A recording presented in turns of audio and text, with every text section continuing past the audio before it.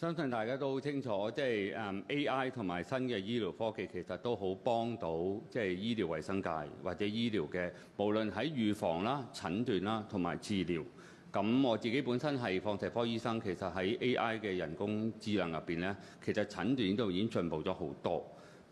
亦都由於係咁樣嘅話咧，其實亦都可以幫到診斷嘅速度、時間會快咗啦，亦都令到咧即係有一啲嘅 screening 咧可以早啲做，即係可以早啲可以預防得到，亦都可以令到一啲我哋公營醫療或者係醫生或者係醫護人員咧嘅工作壓力咧係會減輕咗。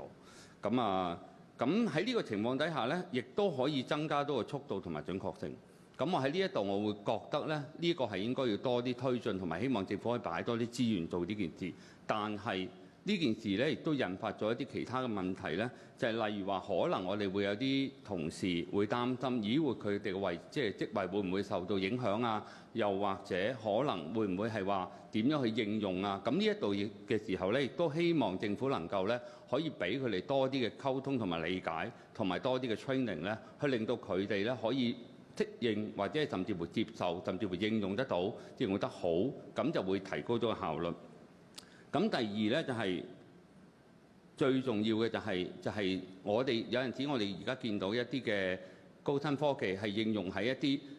醫院就問題唔大，但係可能即係我正話講嘅問題啦。但係咧喺一啲家庭醫生或者一啲基層醫療咧，其實佢哋會有一個應用上嘅問題，因為佢哋好多時候咧都係即係 solo practice 嘅。咁喺呢個情況底下咧，佢哋可能需要多啲嘅支援咧，去俾佢哋可以用得到，甚至乎正話林醫生講嘅醫健通咧，其實都係有呢一個嘅問題。咁所以